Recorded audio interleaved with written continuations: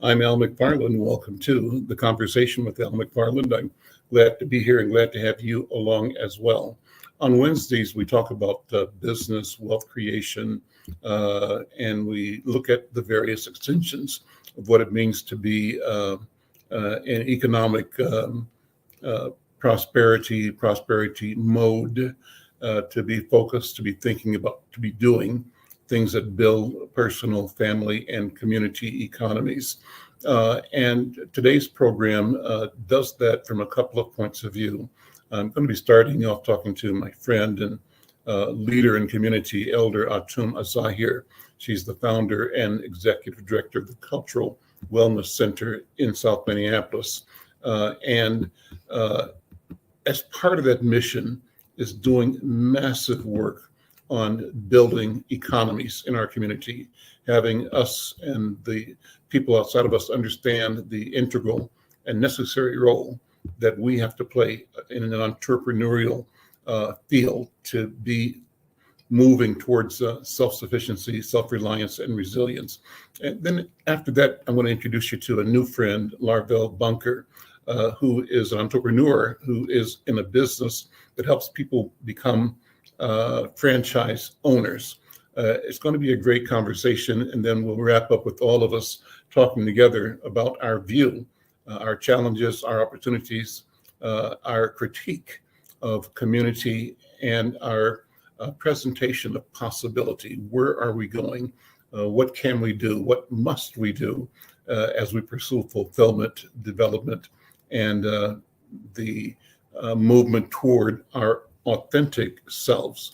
Well, first, let me ask you who are listening, thank you for tuning in to the Conversation with Al McFarlane. As always, we want you to support us by becoming a subscriber.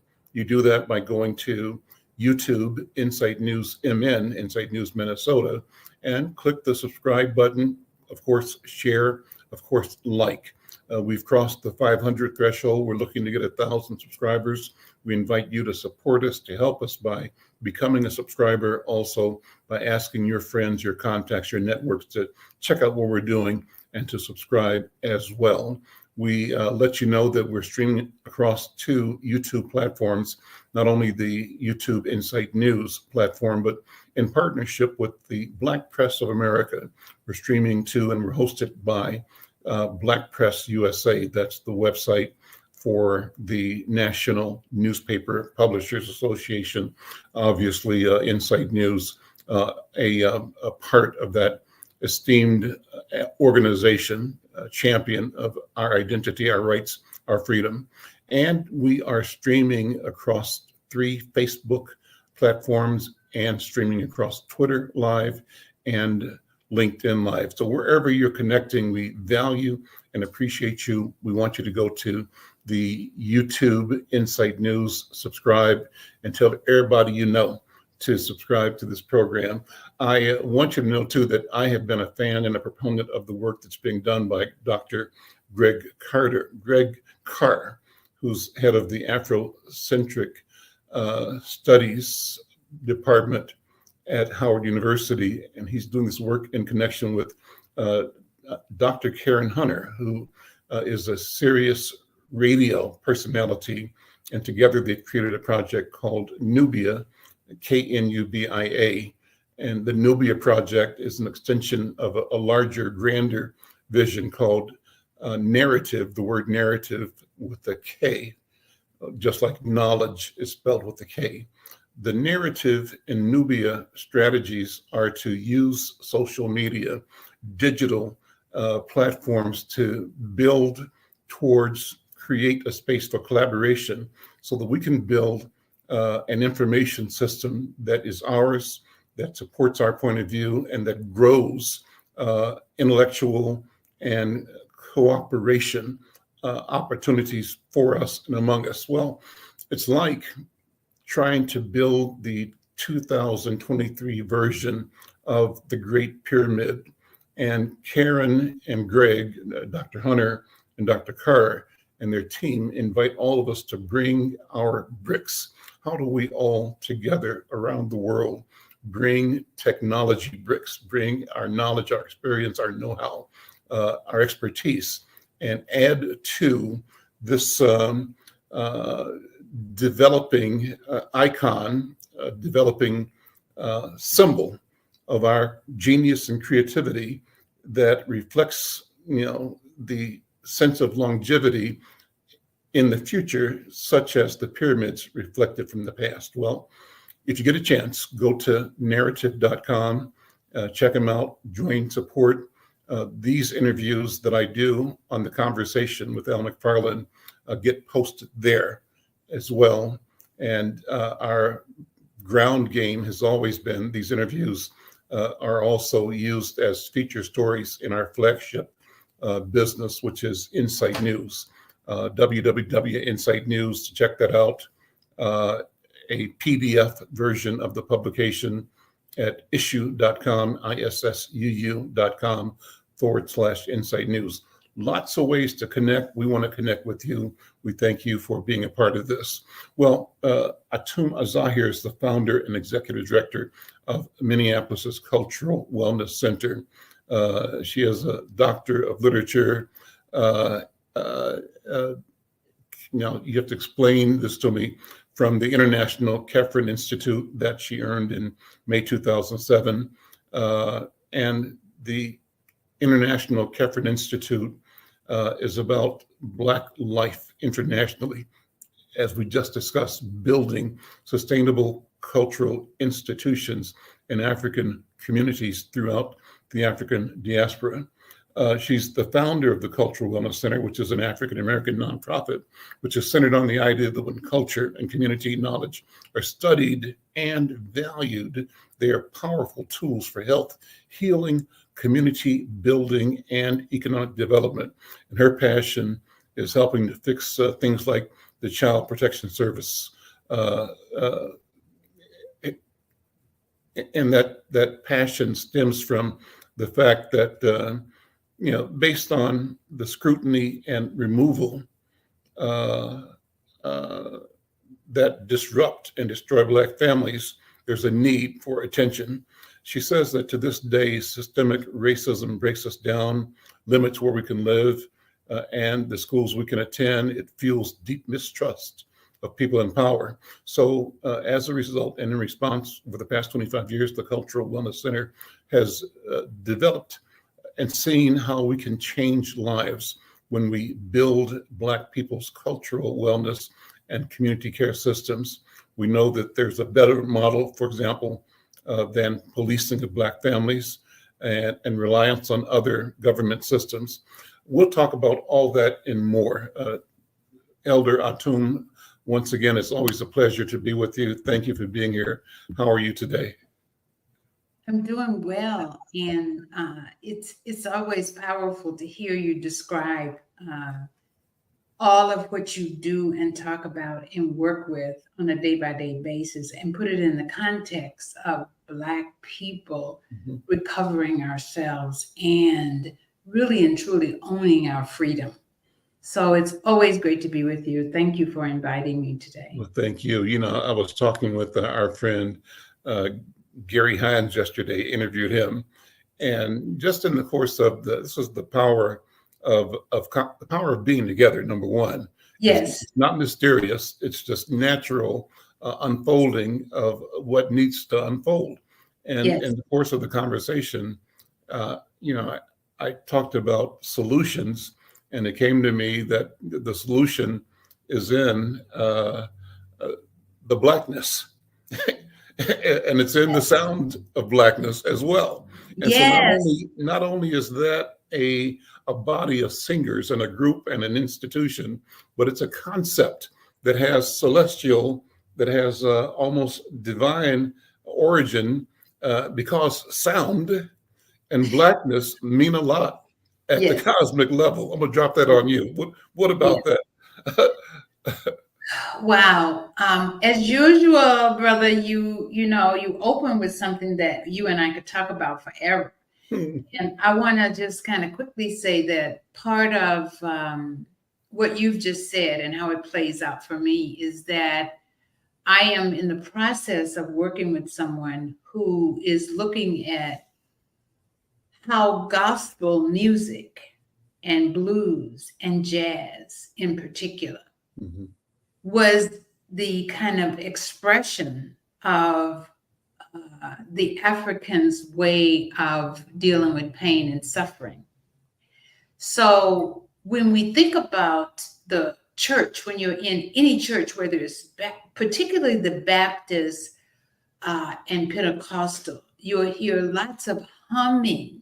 And I often try my best to do the same kind of humming that they did as the elders, ministers, and preachers were getting ready to sing a song. And they start this kind of humming kind of thing. And I know that people who are younger than we don't necessarily know that humming, but they also do it in other forms of music and so forth. But this humming is our way of calling into existence the spirit and the soul.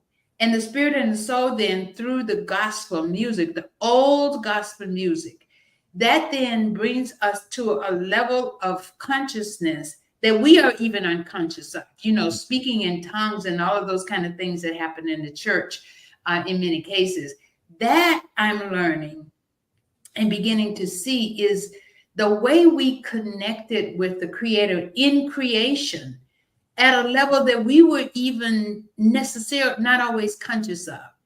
And that was expressed then in the gospel, in the blues, in such a way that it lifted those who were listening up to a higher level of consciousness also. Does that make sense?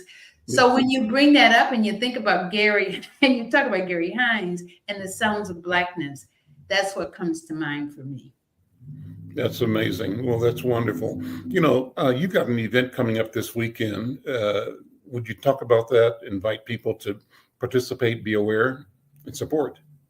Yes. Well, this is the weekend for what is called Small Business Saturday. Saturday is Small Business Saturday. Friday, as you know, is Black Friday, which is termed Black Friday, pretty much because of the shopping, the amount of shopping, the volume and so forth of shopping that happens the day after Thanksgiving. So what we wanted to do is to blend the idea of cultural wellness and the idea of cultural health and put it in the context of small businesses, because it isn't always known that health practitioners, health products, the kind of things that our people do, even in home-based businesses, is indeed a business. So this weekend, this Saturday, as a part of Small Business Saturday, we are hosting a cultural health products, services, and practitioners event at the Midtown Global Market. Those anchor businesses inside of the Midtown Global Market, the food businesses that are amazing, and many people who have gone know many of them. But those food businesses will join forces with small businesses who come from a health point of view and bring forward healthy products that we in our community are beginning to learn how to enjoy, and to enjoy in such a way so it doesn't feel like we're having to suffer. So an example is one of the small businesses that we're doing is Living Abundantly, which is founded by a young brother who his business is called Philip Prosper. He is Philip Prosper. His business is called Living Abundantly, and he has created these juices, and they are plant-based or fruit-based. And what we find is the taste in itself often fools you into really thinking that it might not be healthy because it's so good. But he's formed the business for this. He is going to be there with his products along with many others, but thought healing and more kinds of activities that has to do with the crystals and has to do with teaching us how to be a part of using the elements in creation and how we use the things that we know about to address cardiovascular and diabetic diseases, these diseases that have us really doing, that has done a lot of harm to us and crippled us in many ways. So the food tasting will happen. You will have Robert Taylor, who is my son, who does this amazing food, is a chef for that. He will be there. We will be offering savory soups and smoothies. And once again, grab and go meal kits that really is plant-based. We will have health practices demonstrations on the stage. T. Michael Rambo will be is our host person, and then we will have movement and other exercises also on stage. So that's what we're doing this Saturday, and it's from 10 to 5:30. So if people can't come at 10, you'll have other things that you can participate during the course of the day. And the businesses in the market will also have specials that people can take part in. So that's what we're doing this Saturday. Yeah, let's give the people an idea of who's in the marketplace. And I'd love to have you spend a minute or two talking about the origin of the Midtown Global Market. That is a unique enterprise and convening in and of itself. It's nothing like it in Twin Cities, I think. But tell us about the global market. The Midtown Global Market actually is now, we're going into about the 12th year being in existence. The Cultural Wellness Center is really one of the, what I think of as a minor owner neighborhood development center. This major development organization that is actually housed, has their home office in St. Paul and across the Twin Cities. They've done development. Developed the Midtown Global Market as a call from the community to put something in place that would house community-based, culturally based businesses. So it is a public market. Most of the businesses are food businesses. The food businesses range from coffee shop, which at one point, one of the Black-owned coffee shops in St. Paul was in the building. We have the Vietnamese, and we have Korean-based, and we have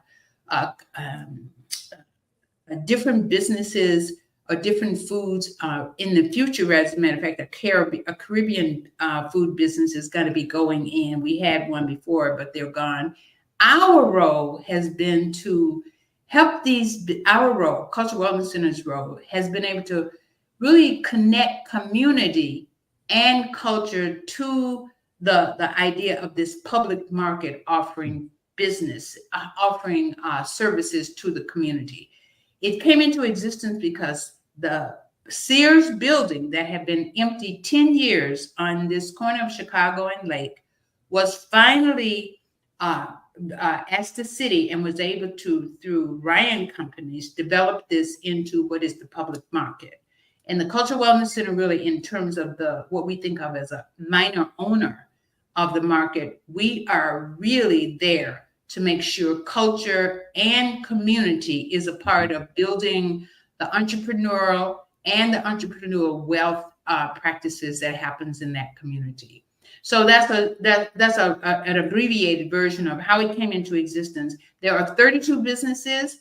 The recent addition to the businesses is actually a barbershop owned by a Black man who is doing amazing work. He is building it up and bringing the barbershop and the beauty salon into the market, which is a new addition that is very important for us. Atum, what's your own personal background? What's your story? How did you come to this work? I think I'm not sure if I asked you this before, but I love to get people's story and the idea of whose shoulders do you stand on, and what impels you, compels you, invites you, and supports you in the work.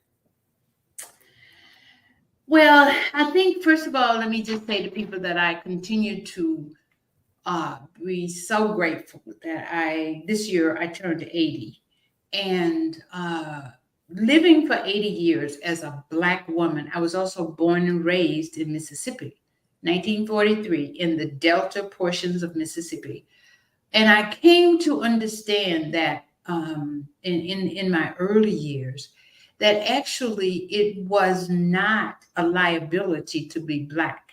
And I learned that because my mother and father were what today people think of as not academically prepared, that their intellectual skills and so forth came from their nature. I mean, they were naturally intelligent, so they were able to survive all of the atrocities that were committed to get them. I am one of two children, the youngest of the two children. We did not, at the time that I was growing up, my brother finished about the fifth grade. I was the one who really studied how to learn, studied and learned how to read and write in particular.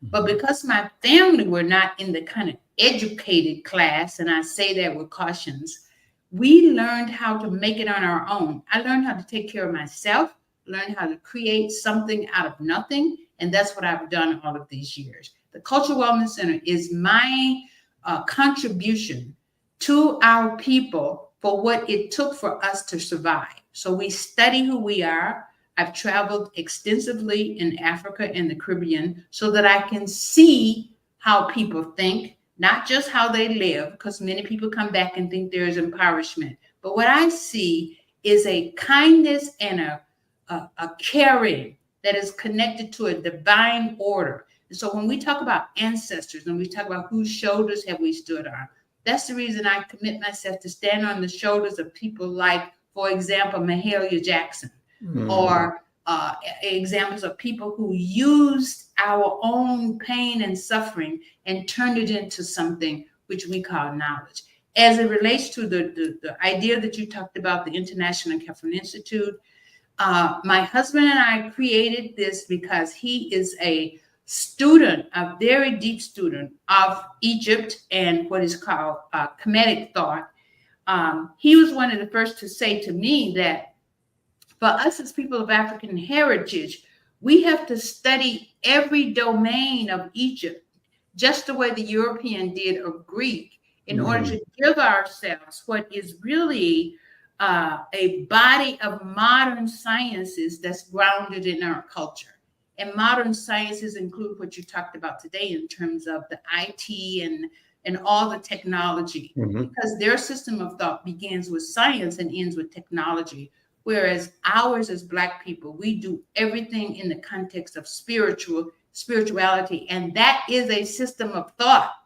It's a system of thought to think of the spirit first and try to end with harmony, harmonizing ourselves in concept with the Creator.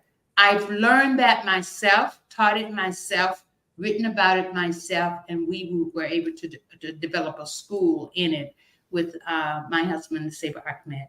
So that's what I am. I think that Elder Mahmoud and others who were teaching Black history were my teachers. I learned that I did not want to fight other people to get freedom. I wanted to look at the intellectual capture. We were captured intellectually and spiritually.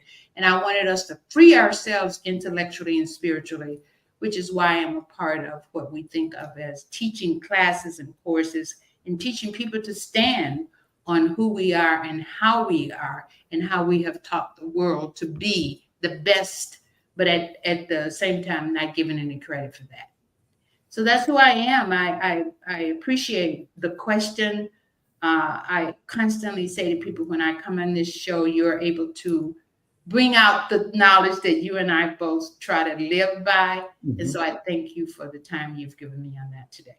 Well, I thank you for the work you have done and are doing, and for the way that you're making in building a future. I think you represent the efficacy and the importance of assuming that we have an obligation to co-author the future.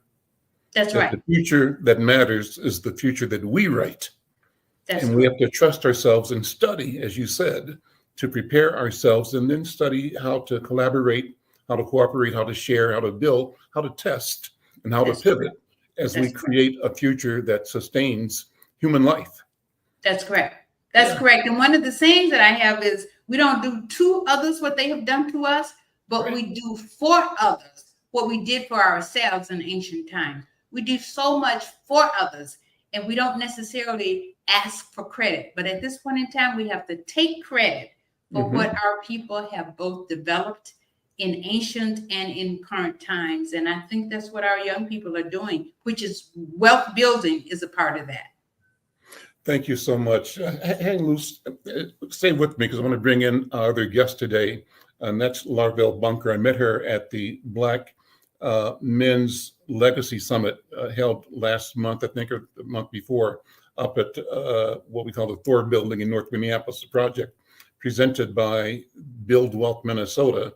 And the idea was to assemble a lot of institutional and entrepreneurial and community resources, both to exhibit and present information about their work, but also to be part of a selection of panels, discussions that really was far and wide reaching.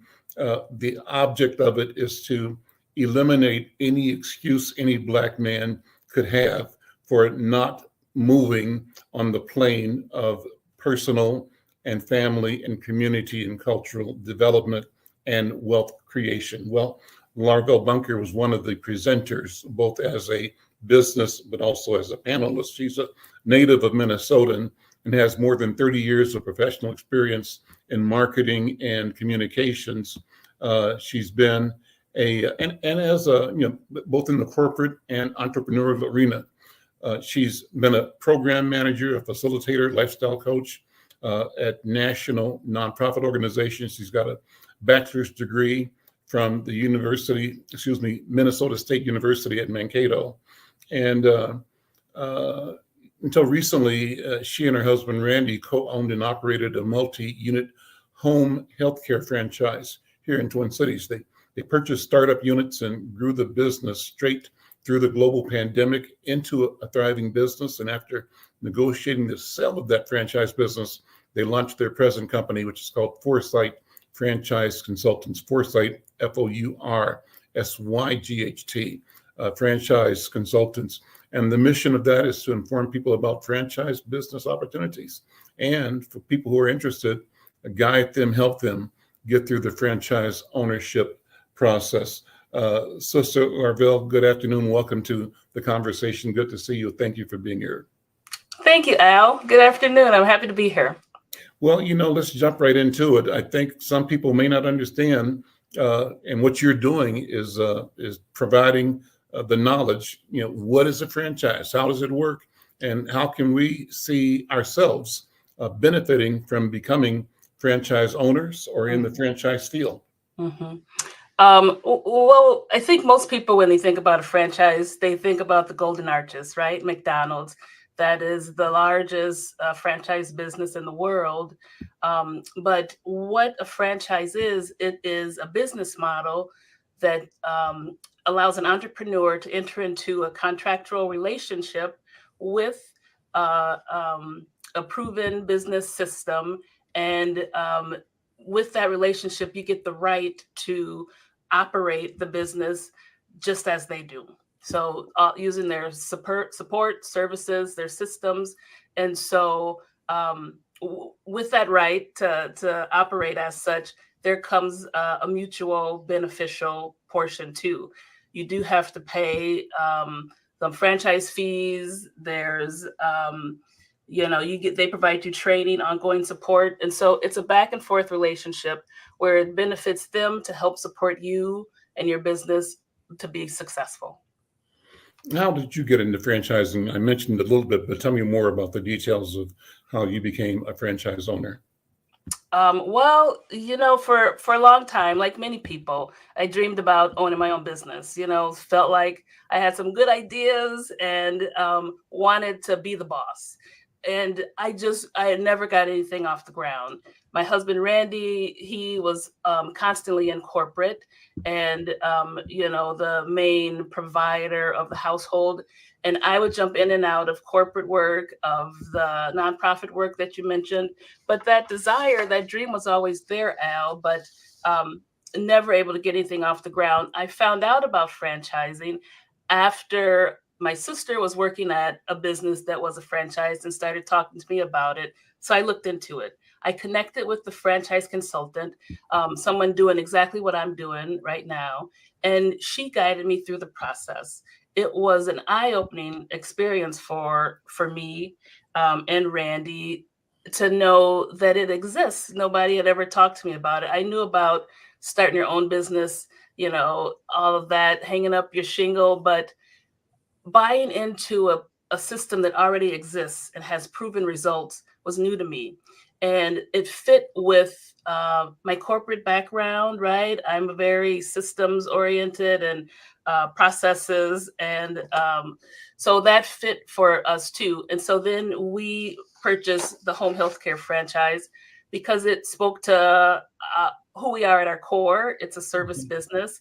I mean, you're helping seniors and the disabled. Our foundational base was adults. We didn't work with children, and so it was the franchise consultant and my dreams all coming into to view. And quite honestly, Al, getting tired of waiting for the stars to align. There's never a perfect time to start a business. It doesn't happen like that.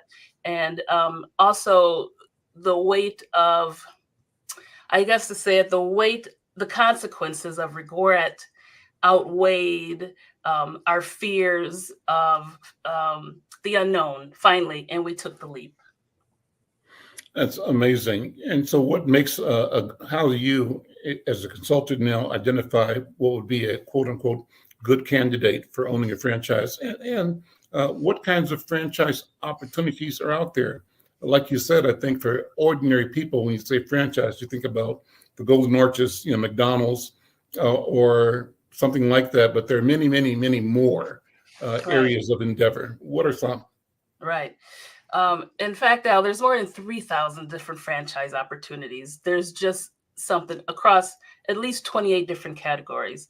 So there's home services, and that could be anything from windows, painting, lawn care provider, fencing, roofing, you name it. There's health and beauty, which could be eyebrows, waxing, barbershops, you name it. And it is out there. And so, but some of the things to think about if you're wondering, is this for you?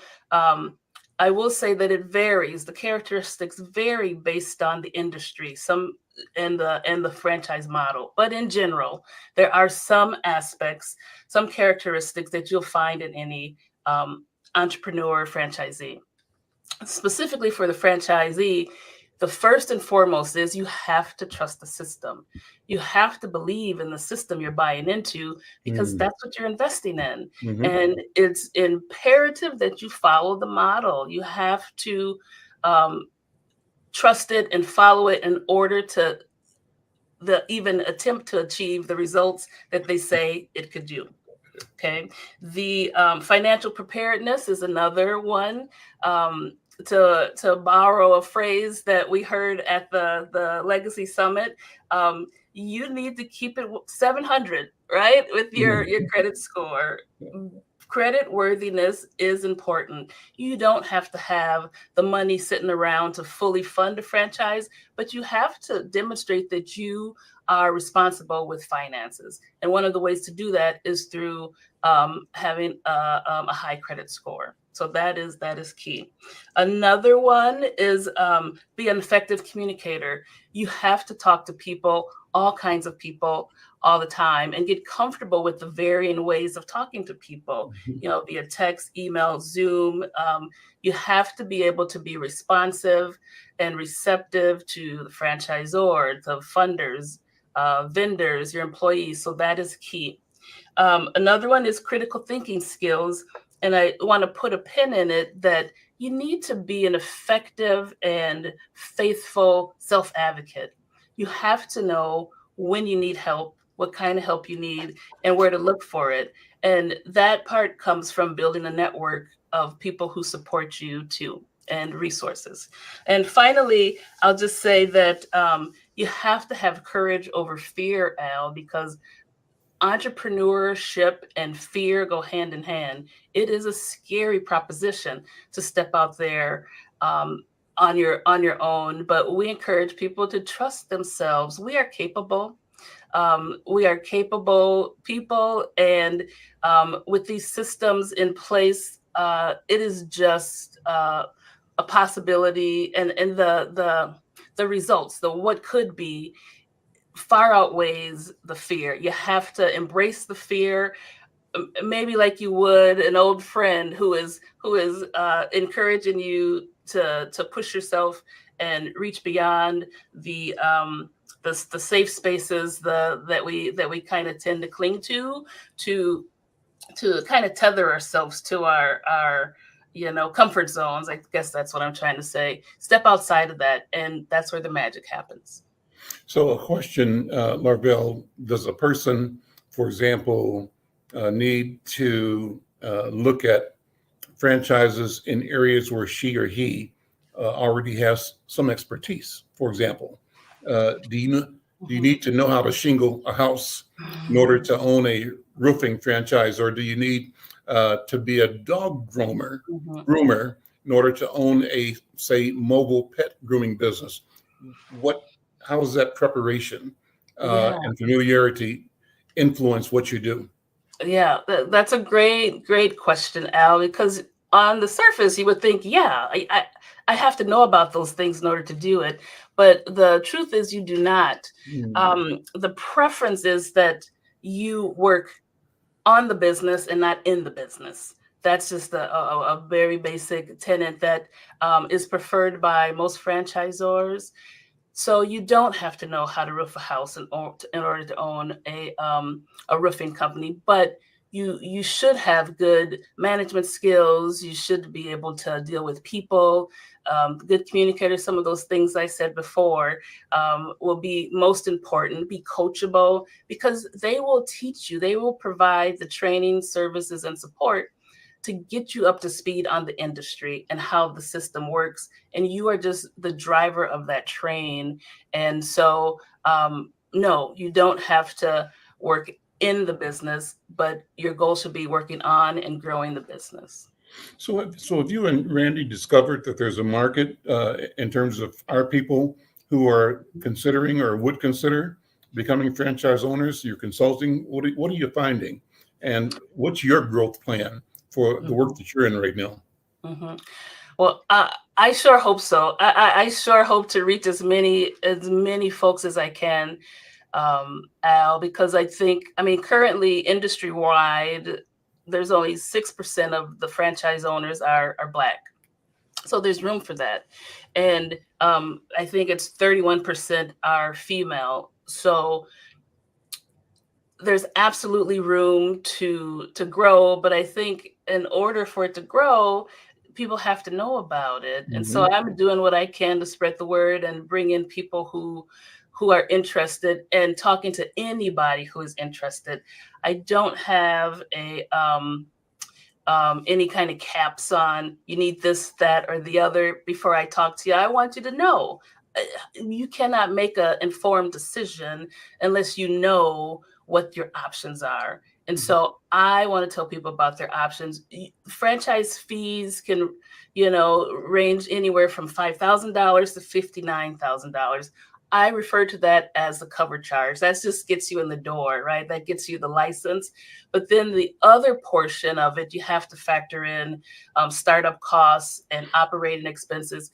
And so I take a look at the whole picture, tell you what is what required, and then help you map out a plan to get there. Some people may not be ready right now, but knowing what you need to get ready is part of the process too. And so I'm hopeful that I will get to reach as many people and inform them that it is an option. It might not be for everybody, Al. Some people are great at entrepreneurship, starting their own thing, right? From the bottom up. Some people are great at that. And this may not be, franchising may not be for them. But for those who can buy into a process and follow that process and have some of those skills that I talked about before, this is absolutely an opportunity, an option for wealth building and legacy for your family. I think we have a graphic. I'm not sure if we showed it yet already, but if we haven't, let's look at it and kind of walk us through that. Yes. Walk us through this just briefly. Okay, so in general, there's three ways to own a franchise business. You have the owner operator. That requires the most of your time day to day. They're usually in there working on the business day to day operations, and that usually requires a less of an investment. Okay, so less money, more time. The passive owner is someone who maybe needs to or wants to keep their day job. They want to get this business up and running and grow it to a point where eventually they would leave that full-time job and run and grow this business and maybe start a second. So that's the passive owner. Again, so that's a little more money, a little less of your time.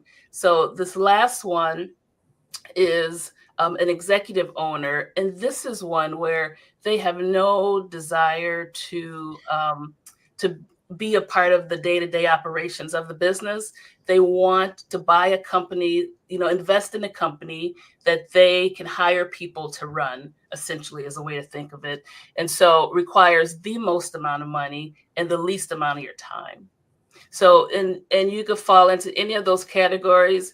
You can move from the owner operator through to the other one if you grow your business and add on others. So this just gives you a just kind of a snapshot of different opportunities. Well, I see your phone number is there. Why don't you share that so people can call you if they have a request or need more information?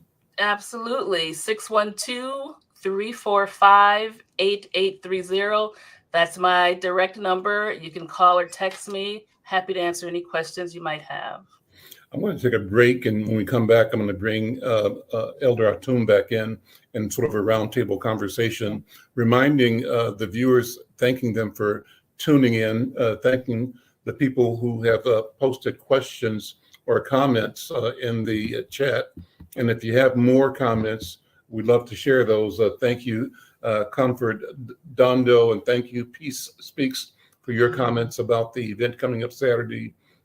Kristen Spargo, thank you, and Mary Seeker Ra, thank you so much as well. I will come back in a second and talk about community, about culture, about entrepreneurship. Stay tuned. Are you or someone you know recovering financially from the COVID-19 pandemic, the lockdown, or any other reason? If so, help is available. Findhelp.org is a site to find a wide range of resources, including food, medical care, and more. The best part is based on your zip code. Visit findhelp.org, enter your zip code and the service you need. You'll get a map directing you to the organizations that can help you. Help is waiting at findhelp.org. If you need help starting anew, findhelp.org is the site for you. We're back. I'm Al McFarlane. This is the Conversation with Al McFarlane. I want to bring in both of our guests, Elder Atum Azzahir and Sister Larvel Bunker. And so I'm always interested in this question of entrepreneurship. And Elder Atum, I remember reading that when the Greeks first encountered the Egyptians, they marveled at the grasp of philosophy. I think they wrote that they had encountered a people whose ordinary language equaled the most profound philosophical thought, that their every utterance was that profound and that clearly considerate of the cosmos, of the creative urge, and that they came across us that way. And I say that we have to rediscover that identity, because that's who we still are. We haven't changed. Some of that it's been hidden from us, but our mission is to rediscover that authenticity. And I wonder, for example, Larvel, wouldn't it be great if people came from another planet and looked at these people on Earth and said, oh, those are African people. Those are the entrepreneurs. Those are the philosophers. Those are the human beings par excellence, because they represent the highest attainment of what human beings are and have attained thus far and continue. Atum, what do you think? Wow. Well, let me start by saying to you, Sister Larvel, that it was great to hear you today. And also, there is a picture, I think, that we brought that had to do with the Cultural Wellness Center's Community Health Hub. So I'd like to show that. And it has all of the circles on it, if you don't mind, Cooper, just to show that quickly. This is to show, and the top it says, in Community Health Hub, we offer a map to wellness grounded in culture, engagement, community, and connections. And you will see in those circles everything from culture and community to financial literacy.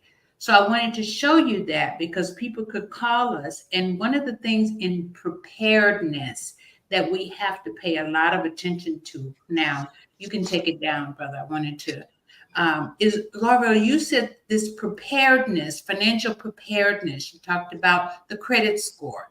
In the work that we do, we talk about the credit, you talk about the credit score, and we talk about credibility.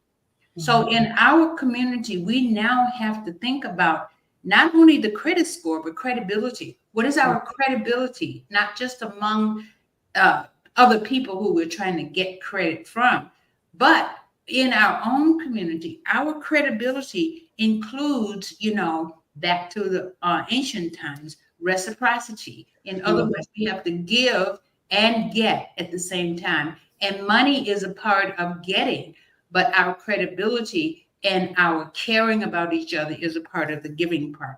You talked also about networking, which is very critical. In our cultural practices, the kinship network, you have to work with the kinship network, and we have to put that in the context of cultural capital.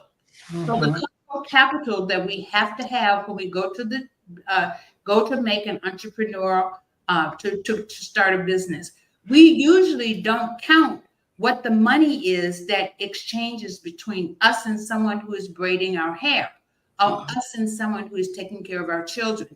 In our business plan, you have to put an amount of money. You have to monetize those activities that we do for and with each other as a part of where we go back, Brother Al McFarlane, to ancient times. That's what people saw. They saw us being together, living together, working together.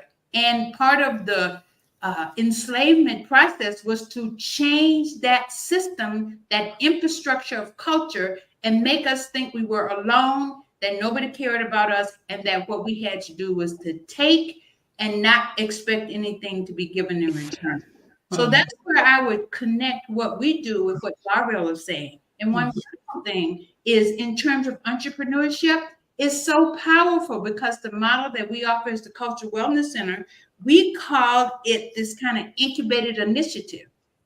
Small businesses, home-based businesses, activities that people know how to do but don't want to create an organization.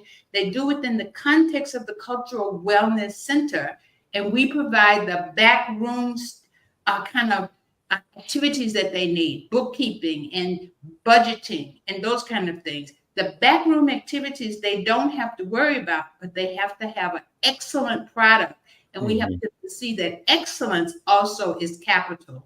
So that's how we handle within the context of ancient Kemet and ancient culture, what Larvel is saying, which is exciting to be here with you today for that reason. Larvel, I didn't get a chance to ask you about your own personal story.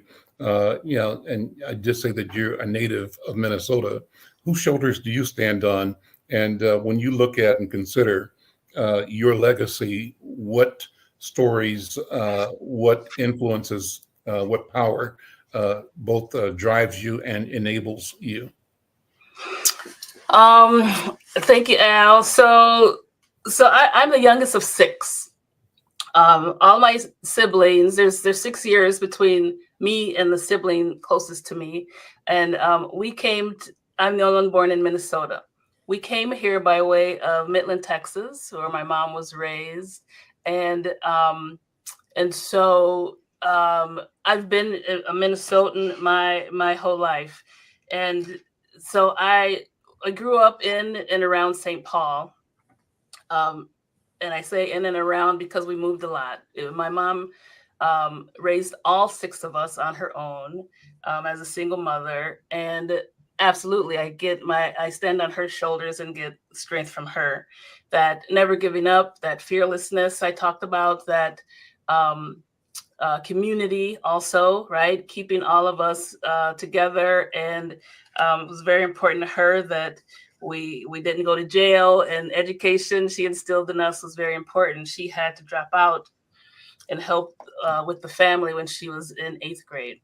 So absolutely my siblings and my family, and then people I encountered. I'm a graduate of St. Paul Central, and there were great examples there, like Katie McWatt and Frank, and a lot of people in that Summit Youth community that I grew up in that we could look to, Mahmoud El-Khati, so that I had good examples of folks to aspire to be like. And I think part of that is that excellence. You talked about it too. Excellence is capital, and seeing somebody who is representing excellence inspired the same in me, right? Show up, be the best I can be, and to come back and help the community. And so I do see this work as helping others is very important to me, and it's all I've known since I was a kid. So my mom would go and help take Frankie to the grocery store and cook with her. And so I come by it naturally, but I don't take credit for it because it is just within me. And I'm trying to step into it the best way that I can. I did some interviews with some of the newly elected legislators in the last round, and women in particular. What a wonderful class of leaders they are bringing to the legislature and to city government over there in St. Paul, and even here in Minneapolis.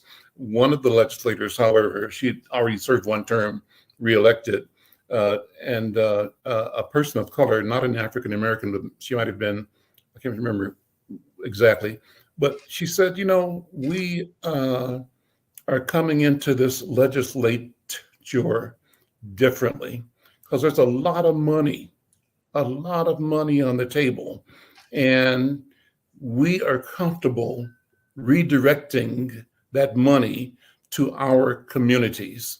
And I'm saying that because I think that we're at a place in Minnesota and perhaps in the country, but right here with Bobby Joe Champion, for example, as the president of the Minnesota Senate, and with this class of senators and representatives, and now the entire city council of St. Paul being women, and a great number of women and people of color leading the majority of the Minneapolis City Council, people of color. The mayor of Golden Valley, a Black woman, and now 2 mayors in Brooklyn Center, Brooklyn Park, Black people as well. A lot is happening, and in that arena, our people are discovering the right and the ability to move resources through our community in ways that we met resistance to before. Yes. They would allow or help to a degree, but help in ways that almost guaranteed failure. And then they'd say, I told you, you guys aren't able to manage. It's almost like saying, I told you, you aren't able to manage freedom. Don't you want to be a slave? That's what it really comes down to. But I think things are changing. What do you think about that analysis, Elder Atum? And where are we now? And how do we run with this? And I think that where we are is on a path for victory victory is imminent and inevitable. That's my thought. Elder? Well, Brother Al, once again, Senator Bobby Joe Champion, many of these young people that I call them young, who are in positions, really and truly, I've watched them grow up, and I feel so grateful to have been around when they were growing up, when he was, as a matter of fact, a gospel singer, part of that. So many of the young people who are in these key positions also take with them the spirit of our people. And I continue want to go back that culture begins with spirituality, and it gives us this capacity of continuity. And so each of them, we continue to Andrea at the city council, Minneapolis City Council, Jenkins, have also been, I have watched, her grow up and been a part of her family. We are really in a position where we have to be proud of who we are and what we are. And I want to call and ask Cooper one more time to bring up the last handout that I gave that is with all the people on.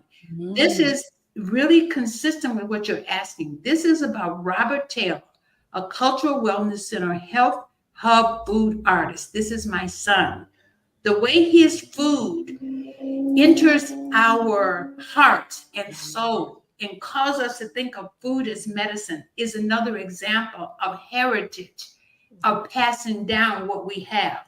What my mother had that she passed down through me to him is how to make food give you a sense of forgiveness by God. I'm not kidding you.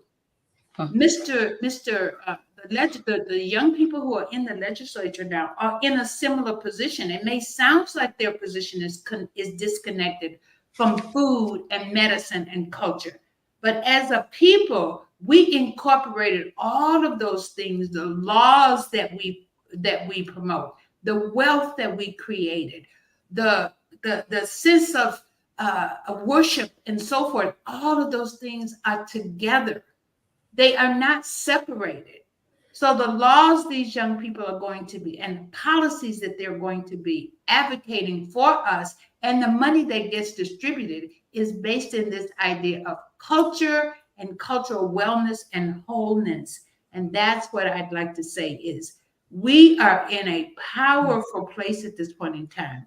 Seeing you, Sister Larvel, and hearing you makes me know that even though we have only met today, you carry forward much of what I carry forward and Brother Al carry forward.